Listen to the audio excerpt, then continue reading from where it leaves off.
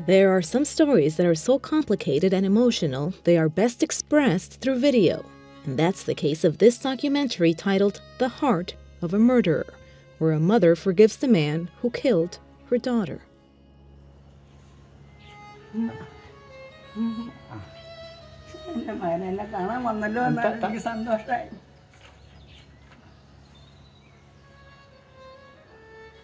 This, of course, is the happy ending that came after a long emotional journey.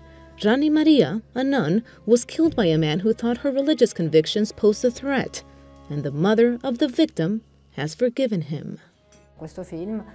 The movie shows that it is possible to respond to evil with good. It's possible to engage in a superior way of thinking that doesn't respond to evil with evil, but rather with love and forgiveness. It's a way to witness a miracle and transform the person who hurt you so much.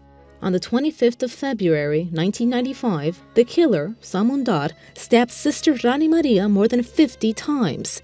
It was not a random act. He now admits that he believed Christians were enemies who posed a threat to Indian people.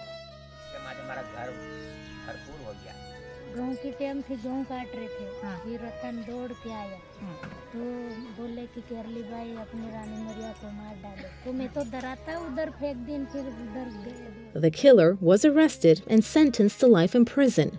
Father Swani, a Catholic priest, read the story in a newspaper. He contacted the killer and visited him in prison.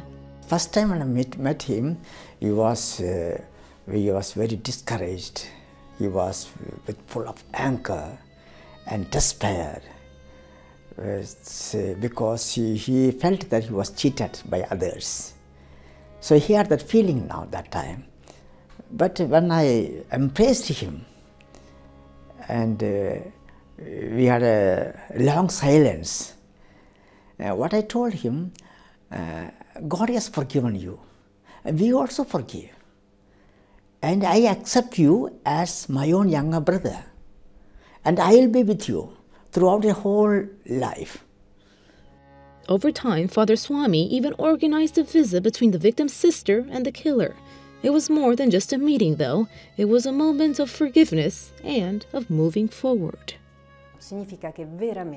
At that moment, Samundar, the murderer, in a way becomes the brother of Selmi, the victim's sister. It's an incredible moment. She accepts and becomes a so-called blood sister of the person who killed her real sister. Yes, God is fully alive because it's beyond our capacity. In a human way, when we think, it may be impossible. For him, it is really possible. I believe it. God is fully alive and active. The connection between the family of the murdered nun and her killer grew even stronger, so much so that in 2006 they requested that he be released from prison. Now Samundar has reconciled his past with the victim's family, himself, and above all else, with God. Just a year later, in 2007, Rani Maria was declared a servant of God, and her beatification process is underway.